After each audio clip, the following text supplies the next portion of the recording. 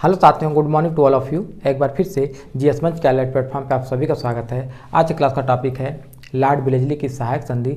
इस टॉपिक के माध्यम से लॉर्ड विलेजली के सहायक संधि के उद्देश्य क्या थे, सहायक संधि की शर्तें क्या थी, साथ ही किस क्रम में देशी रियासतों ने सहायक संधि को स्वीकार किया, इसको आसानी से समझने का प्रयास करेंगे। आइए टॉपिक को शुरू करते हैं। भारत में सहायक संधि का जनक डुप्ले था। यह एक फ्रांसीसी गवर्नर था। डुप्ले एक फ्रांसीसी गवर्नर था। इसने कोशिश किया लेकिन पूरी तरह से सहायक संधि स्थापित करने में सफल नहीं हुआ। अंग्रेज़ों की तरफ से लॉर्ड विलेजली ने भारत में सहायक संधि की शुरुआत की। लॉर्ड विलेजली भारत में 1798 से लेकर 1805 ईस्वी के बीच गवर्नर जनरल रहा और इसकी सोच विस्तारवादी थी। यह एक विस्तारवादी सोच का गवर्नर जनरल था। लेकिन जब यह भारत में गवर्नर जनरल बन के आया तो इसके सामने बहुत सारी चुनौतियां थी। जैसे हम देखेंगे कि चुनौतियों में क्या क्या थी।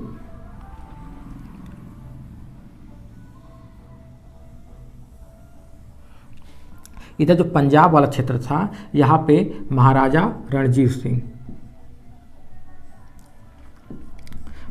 रणजीत सिंह अपने 40 वर्षों के शासनकाल में अपने अगल बगल के प्रदेशों में अंग्रेज़ों को भटकने तक नहीं दिया। उत्तर मध्य में मराठा, जिसमें सिंधिया, भोसले, पेशवा, होलकर, ये सभी मराठा अपने को उत्तर मध्य वाले क्षेत्र में मजबूती से स्थापित किए हुए थे। इधर हैदराबाद वाले क्षेत्र में निजाम, यहाँ हैदराबाद वाले क्षेत्र में निजाम भी अपने को मजबूती से स्थापित किए हुआ था और निजाम को फ्रांसीसी सहयोग प्राप्त था। फ्रांसीसी सहयोग भी निजाम को प्राप्त था। दक्षिण में मैसूर राज्य था। यहाँ का राजा टीपू सुल्तान था। ये सभी जो देशी रियासतें थीं अपने को इतनी मजबूती से इन क्षेत्रों में स्थापित किए हुए थे कि किसी भी हालत में अंग्रेजी सत्ता को स्वीकार करने के लिए तैयार नहीं थे। इसके साथ ही अंग्रेजों के सामने एक और चुनौती थी, फ्रांसीसी। जो फ्रांसीसी थे इनका भी भय हमेशा अंग्रेजों को बना रहता था। वैसे तो 1763 में ही आंग्ल फ्रांसीसी युद्ध समाप्त हो चुका था, जिसमें अंग्रेज विजयी हुए थे और फ्रांसीसी बुरी तरह से पराजित हुए थे। 1763 में इसी के तहत पेरिस की संधि हुई और इस संधि के तहत फ्रांसीसी भारत में मात्र व्यापारिक रूप में रह गए थे। पेरिस की संधि के तहत जो फ्रांसीसी थे भारत में मात्र व्यापारी के रूप में रह गए थे। लेकिन अंग्रेजों को भय बना रहता था कि फिर से कहीं फ्रांसीसी अपने को मजबूत स्थिति में हमारे सामने खड़े न हो जाए। अब देखेंगे कि सहायक संधि के उद्देश्य क्या थे। लॉर्ड विलेजली के सहायक संधि के मुख्य उद्देश्य क्या थे।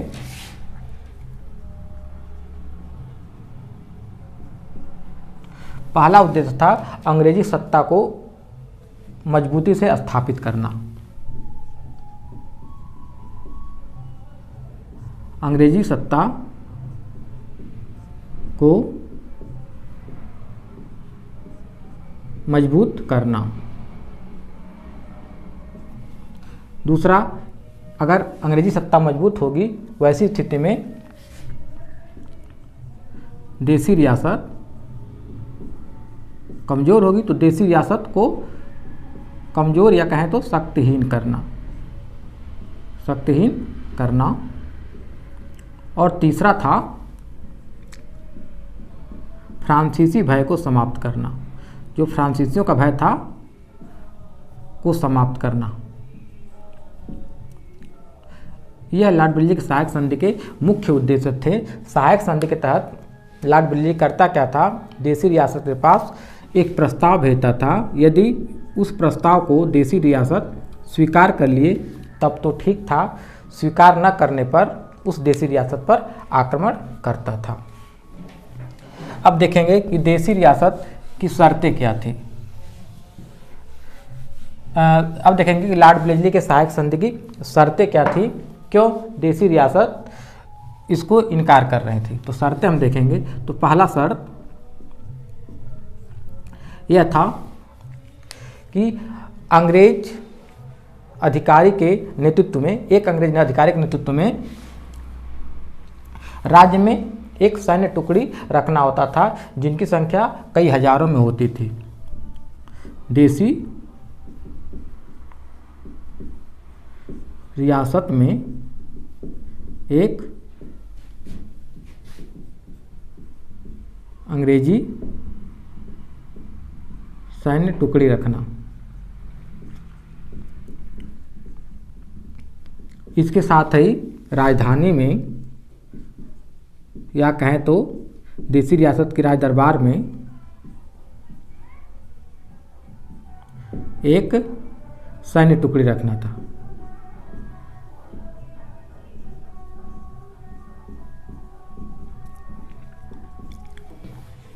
और जो अंग्रेजी सैन्य टुकड़ी देसी रियासत में रहते थे उनको वेतन देसी रियासत से दिया जाना था, और देसी रियासत से नकद वेतन न दिए जाने पर राज्य का कुछ क्षेत्र या राज्य का कुछ हिस्सा वेतन के बदले इनको देना था। ऐसे में क्या हुआ कि उस देसी रियासत में जो सैनिक थे या जो युवा थे वे बेरोजगार की स्थिति में आ गए। दूसरा क्या हुआ कि जब वेतन देसी रियासत से इनको दिया जाना था, वैसे में देसी रियासत के पास आर्थिक संकट की स्थिति आ गई। तीसरा था कि धीरे धीरे ये शक्तिहीन होने लगे। दूसरा था कि देसी रियासत पर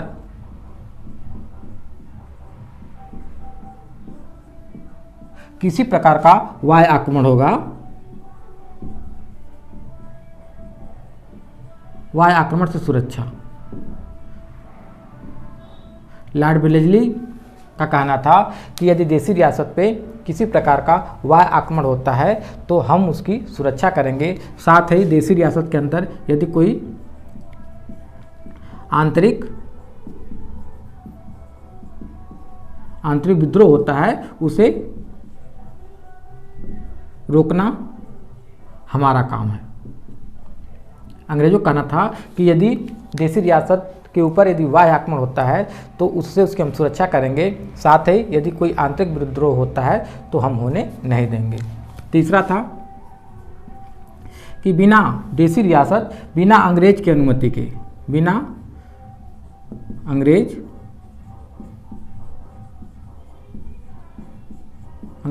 अनुमति के बिना किसी भी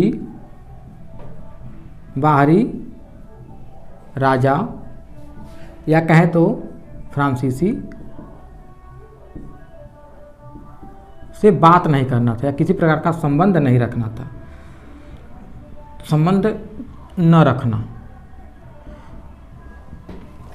तीसरे शर्त का तथ्य था कि अंग्रेज अनुमति के बिना देसी रियासत किसी प्रकार का संबंध बाहरी राज्यों से या फ्रांसीसी से नहीं रख सकते हैं। वैसे में जो राज्य का वैदेशिक मामला था, जो वैदेशिक संबंध था, वे सब अपने हाथ में अंग्रेज ले लिए। चौथा था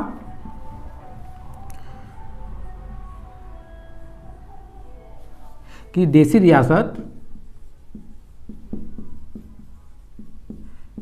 रियासत के आंतरिक मामलों में हस्तक्षेप न करना। लॉर्ड वेलेस्ली का कहना था कि हम देसी रियासत के आंतरिक मामलों में हस्तक्षेप नहीं करेंगे, लेकिन यह बात झूठी निकली, क्योंकि जब वह देसी रियासत के अंदर अपने सैनिक रखने लगे और जिनकी संख्या कई हजारों में थी और राज्यों को जब वेतन देना था, वेतन नगद न दे पाने पर वह राज्य का ही कुछ क्षेत्र देते थे, वैसे में धीरे धीरे राज्य देसी रियासत जो थे शक्तिहीन होने लगे और यह आंतरिक मामलों में हस्तक्षेप करने लगे। और यह भी एक कारण रहा है 1857 की क्रांति का। जो 1857 में क्रांति हुई है उसमें लॉर्ड वेलेस्ली की सहायक संधि एक महत्वपूर्ण कारण के रूप में था। अब देखेंगे कि किस क्रम में देसी रियासतों ने सहायक संधि को स्वीकार किया, क्योंकि यहाँ से प्रश्न कई बार एग्जाम में पूछा गया है और यहाँ जब प्रश्न पूछा जाता है सहायक संधि से तो अक्सर उनके क्रम से पूछा जाता है किस क्रम में देसी रियासतों ने सहायक संधि को स्वीकार किया। इसको हम एक ट्रिक के माध्यम से सहायता से याद करने का प्रयास करेंगे। पहला है हैदराबाद। हैदराबाद में उस समय निजाम अली का शासन था, जिसे फ्रांसीसियों का सहयोग था, जिसे फ्रांसीसियों का सहयोग। प्रश्न आपसे पूछा जाएगा कि वह पहला देसी रियासत या पहला राज्य कौन था जिसने सहायक संधि को स्वीकार किया। आंसर होगा आपका हैदराबाद। दूसरे नंबर पे है मैसूर। मैसूर में टीपू सुल्तान राजा था और यहाँ भी टीपू सुल्तान को भी फ्रांसीसियों का सहयोग प्राप्त था। जब लॉर्ड वेलेस्ली सहायक संधि का प्रस्ताव मैसूर के पास भेजा, टीपू सुल्तान के पास भेजा, तो टीपू सुल्तान उसे मानने से इनकार कर दिया। ऐसे स्थिति में चतुर्थ आंग्ल मैसूर हुआ। चतुर्थ आंग्ल मैसूर युद्ध हुआ, जिस युद्ध में टीपू सुल्तान पराजित होता है और मारा जाता है। फलस्वरूप मैसूर को लॉर्ड वेलेस्ली ने सहायक संधि के तहत अपने अधिकार क्षेत्र में ले लेता है। तीसरा है तंजौर। चौथा है अवध। पेशवा, फिरोजपुर पेशवा, भोसले और सिंधिया। ये जो 7 राज्य हैं देसी राज्य, इनसे अक्सर प्रश्न पूछा जाता है कि किस क्रम में इनको देसी रियासत सहायक संधि के तहत अंग्रेजों ने मिलाया। तो सबसे पहले हैदराबाद, फिर मैसूर, फिर तंजौर, अवध, पेशवा, भोसले और सिंधिया। तो हम याद कैसे करेंगे? HMTAPBS। आप HMT घड़ी का नाम सुने होंगे या HMT नाम से ट्रैक्टर भी होता है, तो इस HMT से याद रखेंगे। H से हैदराबाद, M से मैसूर और T से तंजौर। और यहाँ पे APBS है, इसका फुल फॉर्म होता है Aadhaar payment bridge system. Aadhaar payment bridge system. A से अवध, P से पेशवा, B से भोसले और S से सिंधिया। इस प्रकार इस ट्रिक के माध्यम से HMT APBS ट्रिक के माध्यम से सहायता से सहायक संधि स्वीकार करने वाले देसी रियासतों के क्रम को हम याद करिए। उम्मीद करते हैं कि यह टॉपिक आपको अच्छा लगा होगा और अच्छी तरह समझ में आया होगा। Thanks to all of you.